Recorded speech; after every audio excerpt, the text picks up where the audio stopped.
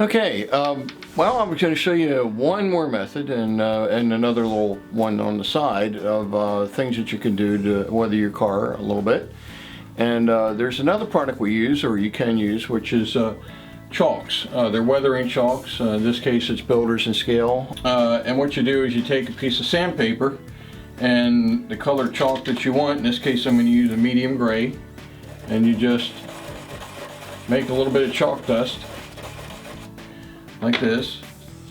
Take the car, dip your brush in it, and just brush it down on the car like this. Now there's all kinds of different colors you can use. Grays and browns and blacks are the best. On these hopper cars like this, you have to get into these areas in here and paint that, or they end up being real black and just look kind of out of place. So that's generally just on the hopper cars where you run into that situation. Covered hoppers and coal hoppers. So we're going to come back with the gray with that, and I might come back with a, I'm going to come out with a brown. Once again, you just make a little dust, and then we'll show this as like the wheels kicking up dirt.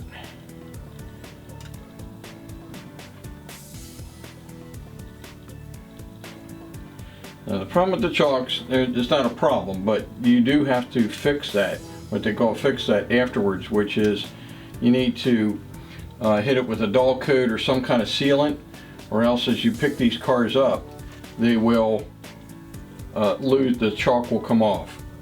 So the pan pastels that we used earlier, that's not an issue. It stays in place. So I'm just going to add a little bit of this brown in here.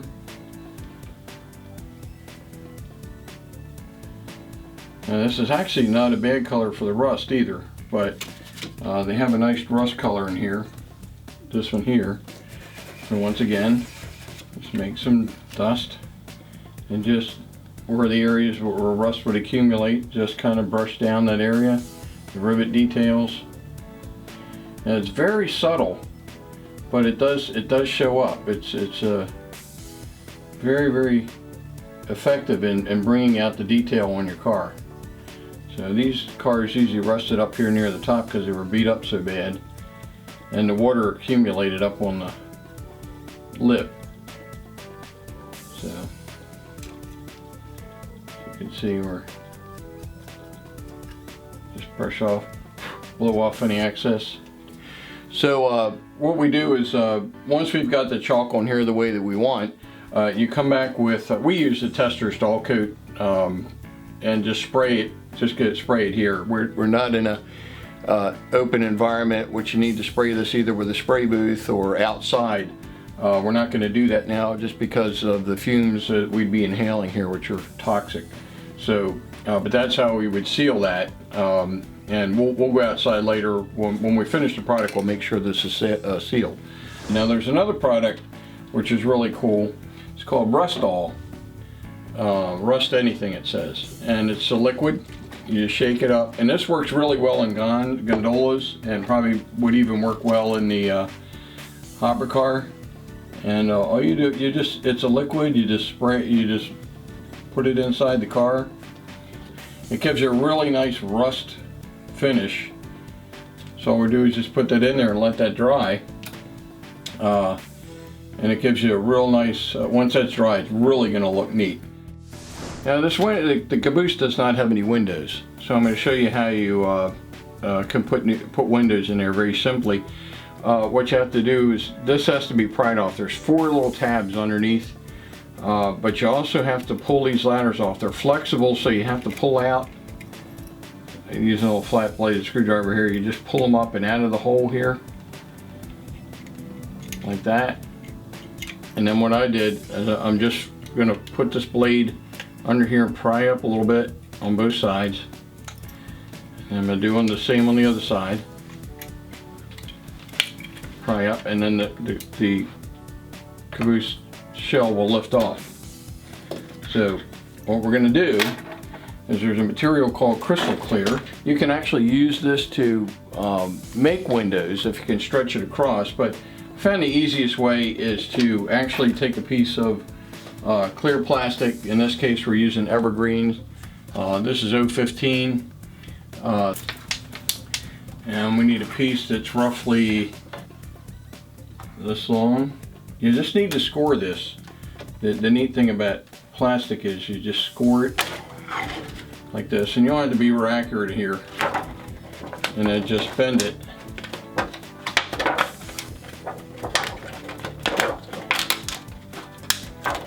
And there you have your piece. And then what I'm going to do is take this crystal clear. The advantage to it is that when it dries clear. So if you happen to put too much glue in a location and it gets out in the window area, it's not going to show up. So I'm just going to slide that into position, and it fits in there, and it's holding really well in both locations. So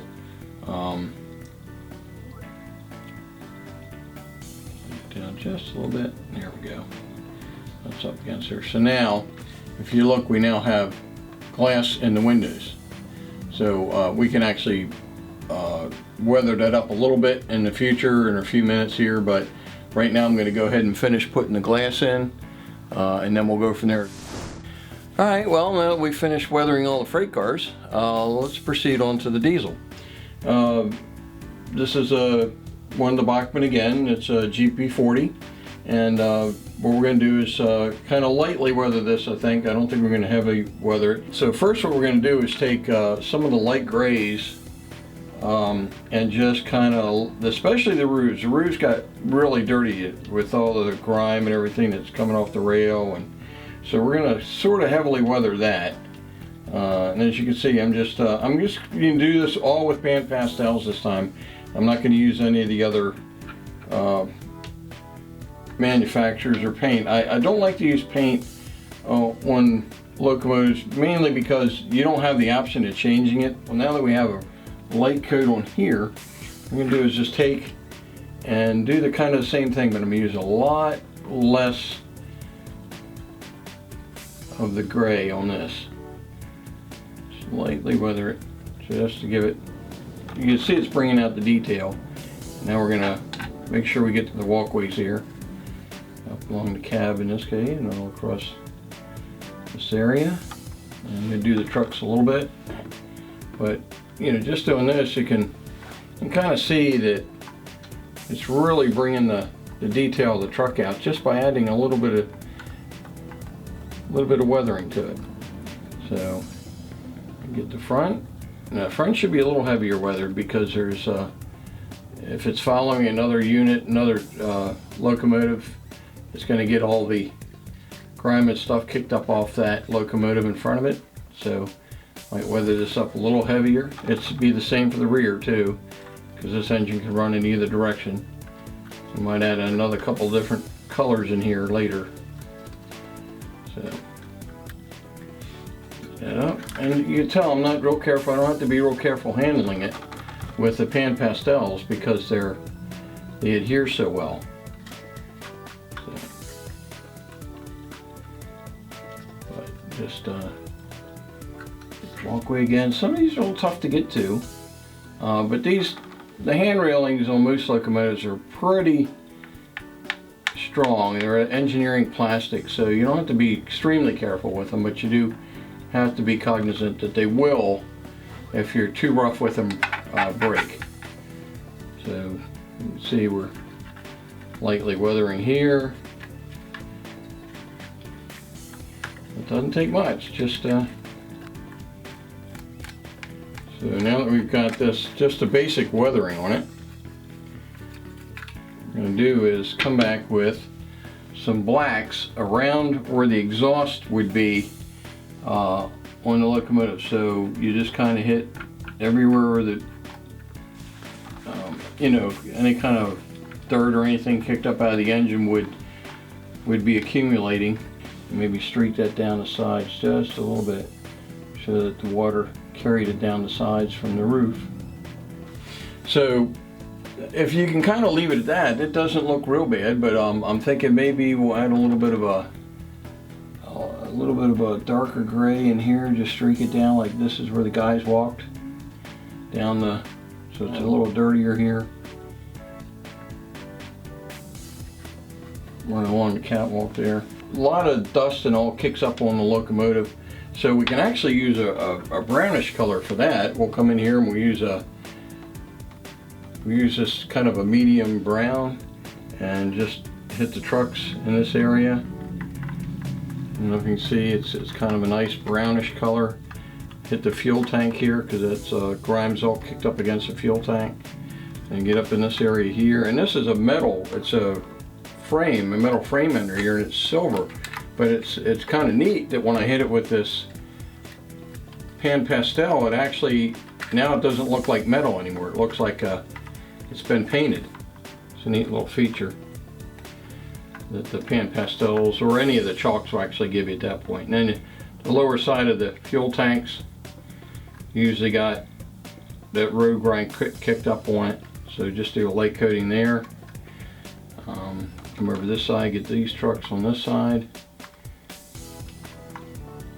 You can see this goes rather quickly. Maybe a little bit of dirt kicking up in this area here. There we go. Just a little bit of a discoloration where the dirt would kick up off the wheels.